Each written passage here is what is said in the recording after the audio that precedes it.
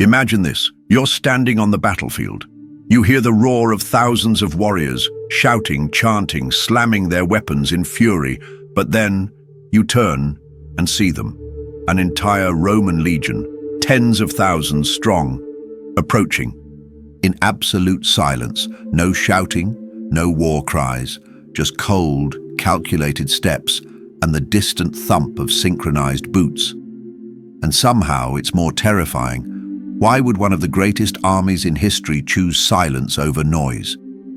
And how did this chilling tactic help Rome dominate for centuries?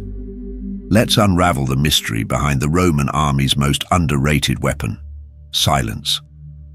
The Romans didn't win their empire through brute strength alone. Their real power came from something far more subtle: discipline. Every soldier, every officer, every unit functioned like a machine.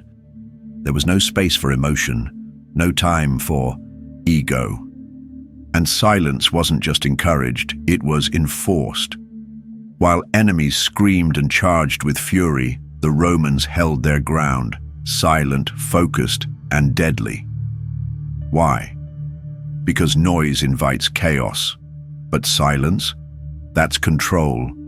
And control is what wins battles. In a Roman legion, shouting wasn't needed. Orders weren't barked, they were seen. Commanders raised standards, like the silver eagle of the legion, to signal movement. Hand gestures directed troops. Everyone knew what to do, and no one dared question it. Because in the heat of battle, one wrong word, or worse, one misheard command, could collapse the entire formation. The silence wasn't just eerie, it was practical.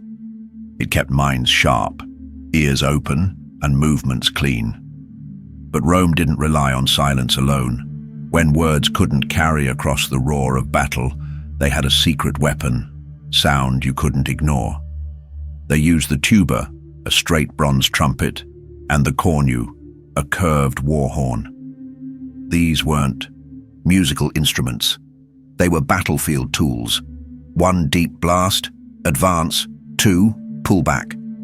The sound cut through the chaos like lightning, loud enough to command, but controlled enough not to disrupt the flow.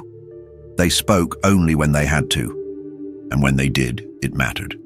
Then there was the testudo, Rome's most iconic formation. Shields locked on all sides and overhead, forming a human tank.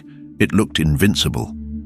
But behind that wall of iron, pure silence. To pull it off, every soldier had to move as one. Any misstep, any break in coordination, could create a deadly opening. There was no room for screaming or hesitation. The only thing that moved faster than their feet was their focus, and that eerie quiet. It told the enemy, "We're ready. Are you?"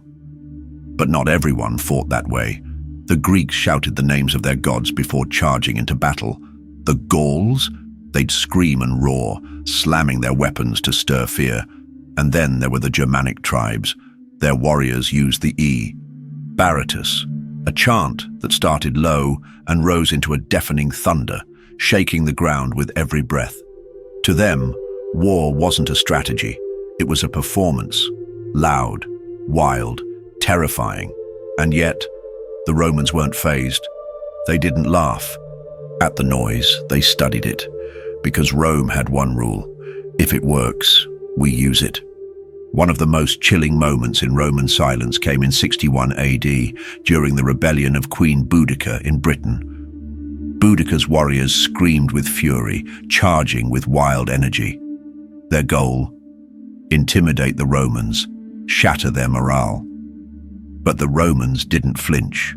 They stood, shields raised, silent.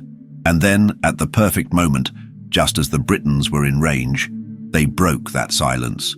A unified, thunderous Roman war cry erupted, followed by a devastating volley of javelins. The timing was brutal. The effect?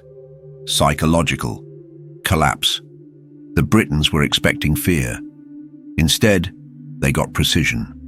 Silence. Then fury. As centuries passed, Rome changed. The empire began recruiting more soldiers from the provinces, from former enemies like the Germanic tribes, and with them came their traditions, war chants, roars, battle songs. Rome didn't resist it. In auxiliary units, these tactics were allowed, even encouraged. But here's the twist. The core legions. They stayed quiet. The silence remained sacred, part of their identity, their legacy, because while chants could rattle bones, silence could shake souls. In a world of shouting warriors and clashing drums, the Roman army's silence stood out like a shadow on a sunny field. It wasn't just about scaring enemies. It was about owning the battlefield with control, with focus, with intention. Rome didn't need to scream to be feared. Its silence said everything, because sometimes the quietest army is the deadliest.